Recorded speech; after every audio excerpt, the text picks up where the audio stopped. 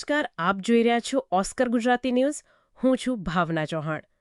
ગાંધીનગર જિલ્લાના માણસા તાલુકાના ઈતાદારા ગામમાંથી વિકાસના કામોમાં ગંભીર બેદરકારી અને નબળી ગુણવત્તાના આક્ષેપો સામે આવ્યા છે. ગામના વાઘેલા મોહલ્લાના સ્થાનિકોએ ગટર યોજનાના કામમાં મોટા પાયે ગેરરીતિ થઈ હોવાનો આક્ષેપ કર્યો છે. સ્થાનિકોના જણાવ્યા મુજબ છેલ્લા 2 વર્ષ દરમિયાન આ વિસ્તારમાં ગટર માટે 2 વખત સરકારી ગ્રાન્ટ ફાળવવામાં આવી હતી, પરંતુ કરોડો નહીં તો લાખો રૂપિયાના વિકાસકામ છતાં આજે પણ મોહલ્લાની સ્થિતિ યથાવત જોવા મળી રહી છે. ગટરનું પાણી બહાર નીકળવાનો કોઈ યોગ્ય માર્ગ નથી, જેના કારણે આખા મોહલ્લામાં ગંદકીનું સામ્રાજ્ય છવાઈ ગયું છે. રહેવાસીઓનો આરોપ છે કે કોન્ટ્રાક્ટર દ્વારા ગટરનું કામ માત્ર દેખાવ પૂરતું કરવામાં આવ્યું છે. કોઈ પણ પ્રકારનું યોગ્ય લેવલિંગ કરવામાં આવ્યું નથી, જેના કારણે ગટરનું પાણી આગળ વધી શકતું નથી. એટલું જ નહીં, ગટરનું યોગ્ય જોડાણ પણ કરવામાં આવ્યું નથી, જેના કારણે ગંદુ પાણી રસ્તા ઉપર અને રહેણાંક વિસ્તારની આસપાસ જમા થઈ રહ્યું છે. સ્થાનિક લોકોનું કહેવું છે કે સતત ઊભા રહેતા ગંદા પાણીના કારણે મચ્છરોનો ઉપદ્રવ દિવસે ને દિવસે વધી રહ્યો છે, જેના કારણે ડેન્ગ્યુ, મેલેરિયા અને અન્ય ચેપી રોગચાળો ફાટી નીકળે તેવી ભીતિ સેવાઈ રહી છે. કેટલાક લોકોના જણાવ્યા મુજબ મોહલ્લામાં માંદગીની શરૂઆત પણ થઈ ગઈ છે, જેના કારણે લોકોમાં ભારે ચિંતા જોવા મળી રહી છે. રહેવાસીઓએ વધુમાં આક્ષેપ કર્યો છે કે બંને વખત થયેલી કામગીરીમાં માત્ર કાગળ પર વિકાસ બતાવવામાં આવ્યો છે, જ્યારે વાસ્તવિક સ્થિતિ આજે પણ અત્યંત ખરાબ છે. સરકારની ગ્રાન્ટનો યોગ્ય ઉપયોગ થયો છે કે નહીં તેની પણ નિષ્પક્ષ તપાસ થવી જોઈએ તેવી માંગ સ્થાનિકો કરી રહ્યા છે. હવે સૌથી મોટો સવાલ એ છે કે શું સંબંધિત તંત્ર આ ગંભીર મુદ્દાને લઈને જાગશે? શું કોન્ટ્રાક્ટર રાજુભાઈ દ્વારા કરવામાં આવેલી કામગીરીનું પુનઃનિરીક્ષણ કરવામાં આવશે? શું ગટરનું યોગ્ય લેવલિંગ, ચેમ્બર અને સંપૂર્ણ જોડાણ સાથે ફરીથી ગુણવત્તાયુક્ત કામ કરવામાં આવશે? કે પછી લોકોની સમસ્યાઓને નજરઅંદાજ કરીને આ મામલો પણ ઠંડા બસ્તામાં જ જતો રહેશે? હાલ તો ઈતાદારા ગામના વાઘેલા રાજપૂત મોહલ્લાના રહેવાસીઓ ગંદકી, મચ્છરો અને આરોગ્યના જોખમ વચ્ચે જીવન જીવવા મજબૂર બન્યા છે. હવે જોવાનું એ રહેશે કે જવાબદાર અધિકારીઓ અને ગ્રામ પંચાયત આ મુદ્દે શું કાર્યવાહી કરે છે અને સ્થાનિક લોકોને ક્યારે ન્યાય મળે છે. કેમેરામેન સાથે રિપોર્ટર સંદીપભાઈ જયસ્વાલ, માણસા, ગાંધીનગર. બેનશ્રી, આપનું નામ, આપનું ગામ? વાઘેલા રાજુબા બાબુજી. આપનો આ ઈટાદરા ગામમાં કયો મહોલ્લો છે? વાઘેલાવાડ. આ પરિસ્થિતિ કેટલા સમયથી તમે જોતા આવો છો? 6 વર્ષથી.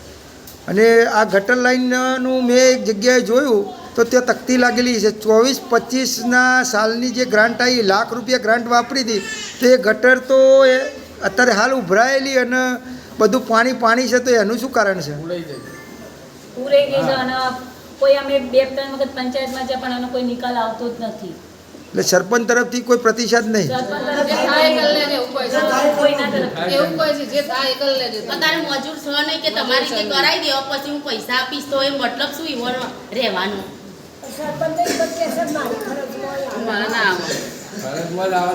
અને અત્યારે હાલ હું આવ્યો ત્યાં નવા પાઇપો નાખી અને ગટર નાખવાની કામગીરી ચાલુ છે. તેમાં એ કામગીરીની અંદર તમને કેવું લાગે છે? પાણી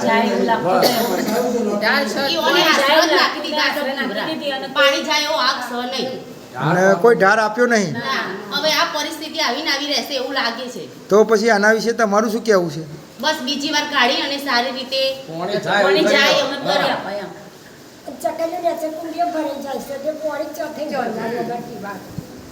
મૂળ તમારા બધાનો આ ભોગ મહિલાઓને જ બનવું પડે છે.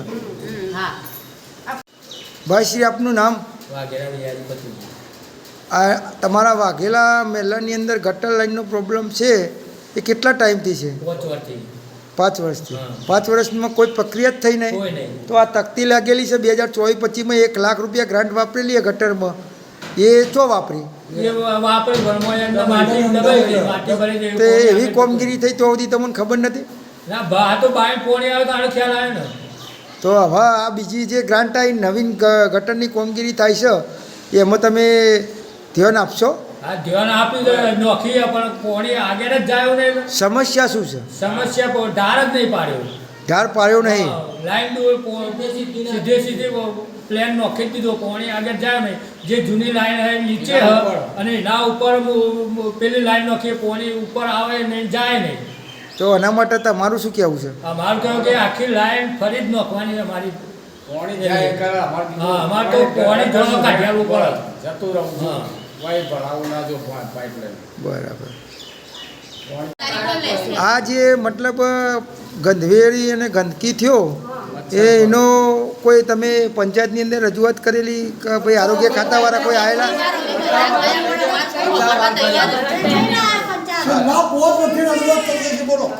પાંચ વર્ષની પાણીની તકલીફ હતી આ ગટરની હતી અને જેવી ગટરની થઈ પણ આશરો નાખી છે જાય એવું લાગતું નથી એટલે પાણી ફરીથી કામગીરી થાય એવો પ્રશ્ન. ફરીથી કામગીરી કરે એવી અમારી આગળ પાણી જાય રોડ પર નહીં આરસીસી રોડ પર નહીં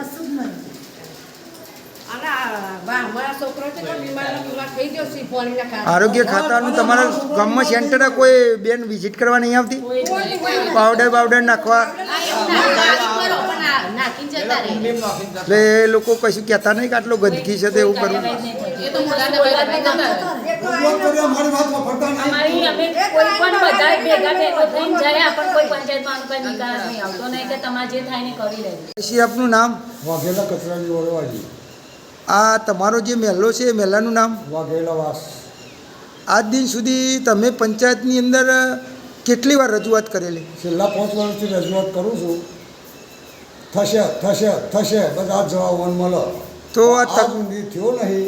અને જે મોડી ગટર 1 લાખ રૂપિયા મંજૂર થયા હતા એ ગટર કઈ રીતે નોખી તે પાણી પણ બહાર નીકળ્યું નહીં.